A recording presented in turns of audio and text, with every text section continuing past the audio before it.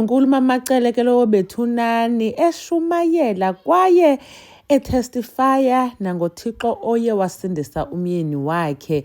Bekunge-Easter ke apha kuyabonakala ngoba njengoba nje eshumayela uyachaza noba ke izinto ezithile zithethiwe kumazwe asixhenxe. Molweni yinda namkela kuMamgobhozi TV. Utata uMosamseleku ke ufakile le video kaMacele esecaweni eshumayela, wafaka i-caption ethi uthini ngoku umamkhulu. Khanikhe nimamele ke. Kwadingeka ukuthi bazalwane angithuli imqhele, ngiyibeke phansi, ngifune lo nkulunkulu engimaziyo, ngihambe ngekhoneni lami ngiyobiza yena ngoba yena uzongi-understand uma ngikhuluma naye, ngoba thina naye siyazana.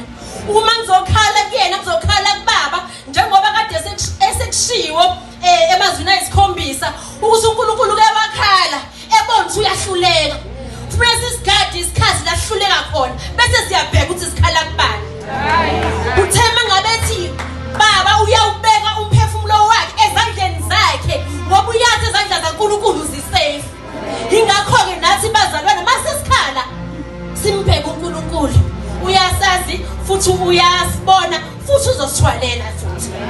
Ngaphinda futhi ngakhumbula uNkulunkulu angimazi ephuma kweyiphi indlela kodwa wadlula kaPetro, wafika umamezala kaPetro egula, akazange abuze into eyiningi, wavele wambamba ngesandla umama wayesaphila.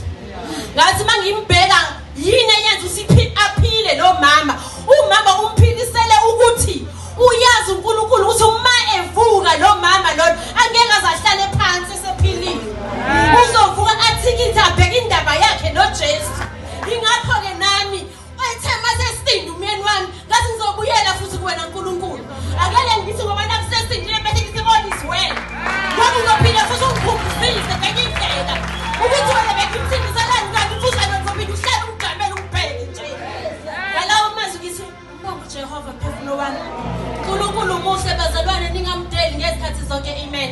Utsho ke uMacele uthi waqonda uba makaphakame aqine ekholweni lakhe emveni koba inkosi sindise umyeni wakhe utata uMosamseleku xa ebegula wolala esibhedlele. Uthi ke uMacele uqonda makangahlali phantsi ngoba inkosi kaloku izawubuya, mhlawumbi ibuye ngenye into ngoba kaloku uzawuthi emenzele into enkulu kangaka aphinde yena ahlale phantsi. Siyamazi kuMacele besibone napha kuThando Nesithembu ke singaqala umbona uba ungumntu othandazayo, sambona ethandaza elwandle nabantwana bakhe, so uyi-prayer woman.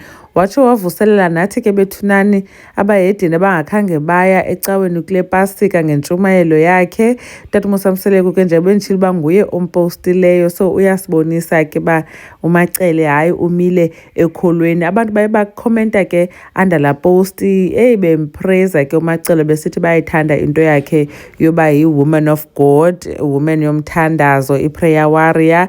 Basho utata uMosamseleku hayi wakhetha unkosikazi wamanyani and ofaneleyo iposition yoba ngumamkhulu kuba ke engumntu ome ngomthandazo. Nkosi kakhulu ke bethunani ngokuthi nibukele le video. Khanikhe niphawule nani uba nicinga ntoni ngale ntshumayelo kamamkhulu uMamacele. uMamgobhozi uyanibona kwivideo elandelayo.